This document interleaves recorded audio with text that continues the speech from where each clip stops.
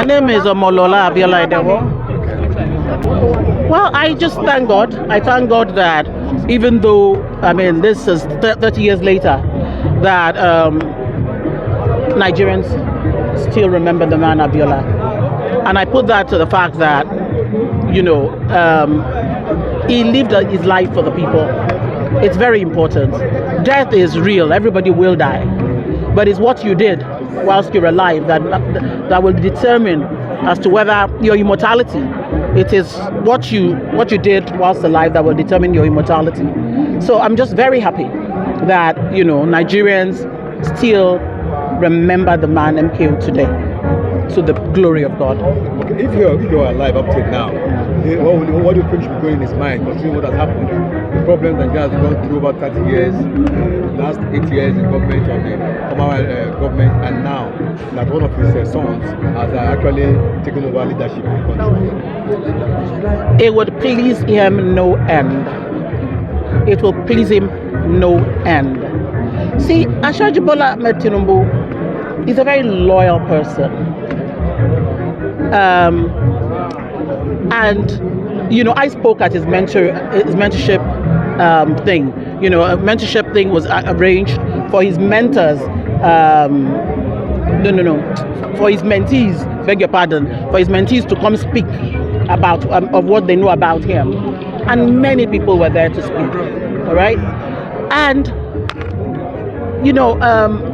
Ashwaju being younger, obviously, to MKO was very much Ashwaju and MKO.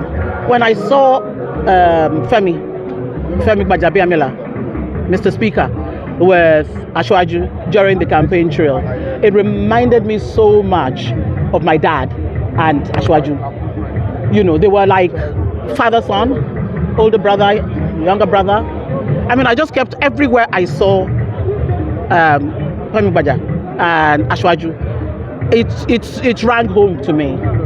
So my father would have been very happy and pleased if he were to be alive when Ashwaju is declared president of this country. He will be very happy. He would have been very happy. Thank you.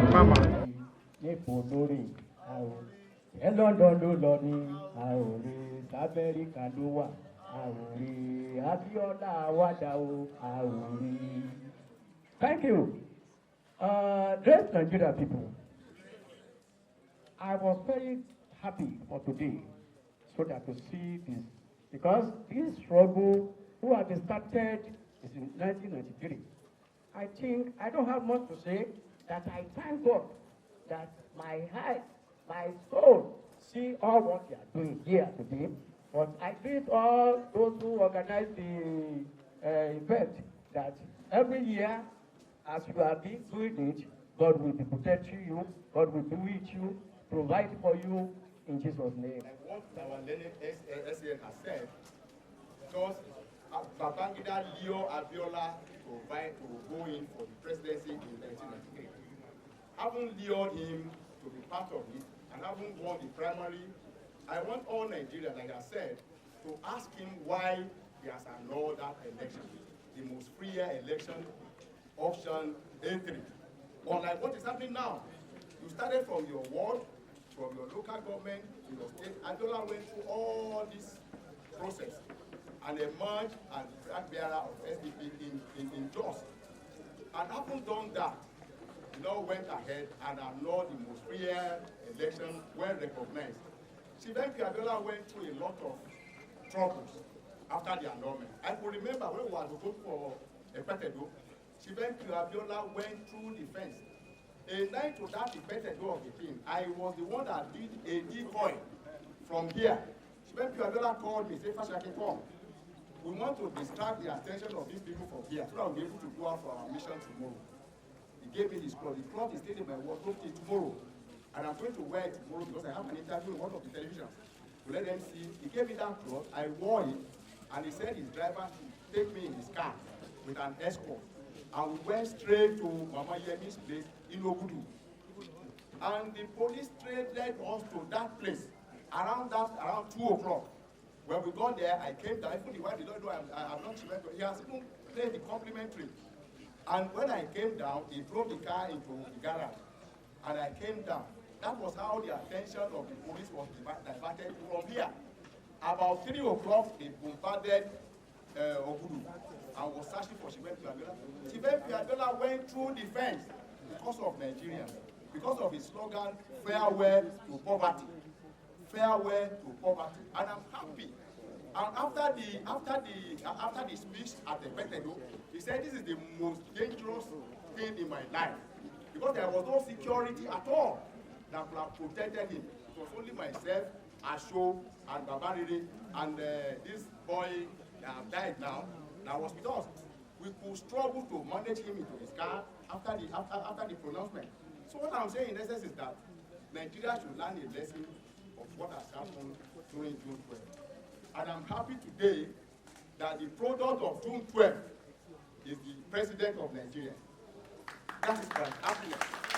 I was shedding tears at Eagle Square on the day of the inauguration when Tinubu was being sworn in.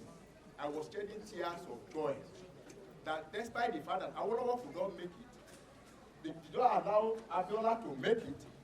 We are now seeing the product of June 12th that are pronounced Renew Hope, that is standing on the existing of Abiola'S Hope 93, which is farewell to poverty. I was so happy and I had the joy and I was shedding tears. What I beg Nigerians to do now is to give this man a chance to be able to actualize the farewell to poverty, the slogan of Hope 93. We should allow him, and I trust him, and we are putting our trust in him that he is going to actualize it. Everybody, we should learn a lesson from Hope 93. We should learn a lesson from that. You knew what we went through. Abiola went through hell, but we are happy he's still living. I don't put late in his name. I have not been putting late because I know the spirit is still very much around with us. And the spirit will still guide us, and I'm happy in his grave. The days Tinubu was born, he will shake his body that I'm happy despite the fact I could not achieve this, the product of June 12 because I've actually achieved this thing. I thank God that we are alive, and I thank God for everybody who has helped us. God will be with us and make us to have what we are all expected in this government in this government. You said it. Tinubu should do everything possible to recognize and protect. What I want, Thank you very much. Let me recognize the presence of patrons here who have been in the struggle with us, including the ones that came later who were not then born when we were in the trenches, in the 80s, up to the 90s, up to 1999, when we had this Fourth Republic with Obasanjo coming in as president under a system that did not even have any constitution to follow. Because the elections were actually held in 1999 before we have the constitution, the present constitution, which is actually a schedule attached to decree number 24 of 1999, which is why some of us have always insisted that the constitution is not a people's constitution because it was militarily imposed, does not respect our concept of federalism because it is a unitary constitution. It is not a constitution that ensures fairness, social justice, equity, egalitarianism. That is why we continue to oppose that constitution, and we have continued to say that Nigeria needs an autonomous, indigenous, people-driven constitution that enjoys the credibility, the legitimacy of the Nigerian people. These are concepts that the late Bashir Moshood Kashimawo Olawale Abiola fought for and died for. I want to say that Abiola believed in pluralism. He believed different opinions because he was not a dictator. Abiola will be moving in his grave if he ever thinks that a time will come when people will not be allowed to have their own individual voices. Because that was what he lived and died for. He was already a wealthy man. In fact, he was reputed to be maybe arguably the wealthiest African living. But for Nigeria, there was no question about that. Abiola was the wealthiest Nigerian living. He had businesses spread across Nigeria. And people were wondering then, why would he come to politics? To come and do what? He wanted to touch more lives through his program of farewell to poverty.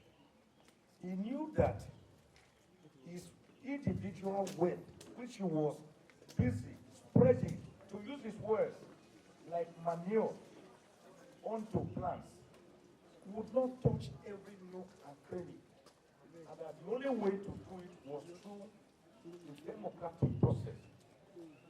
And that was why he went into election under the Social Democratic Party (SDP) against his opponent, Alhaji Bashir Tofa, a man whom he defeated, even in his Al-Basa Jadi ward and polling unit in Kano.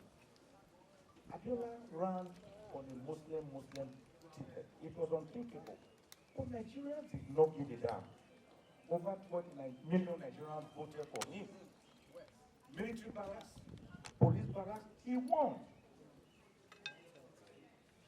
Because he was so popular. Nigerians believed in Abiola. There was no division. The votes he got then are votes that present-day politicians are still struggling to get. Votes Abiola got 30 years ago.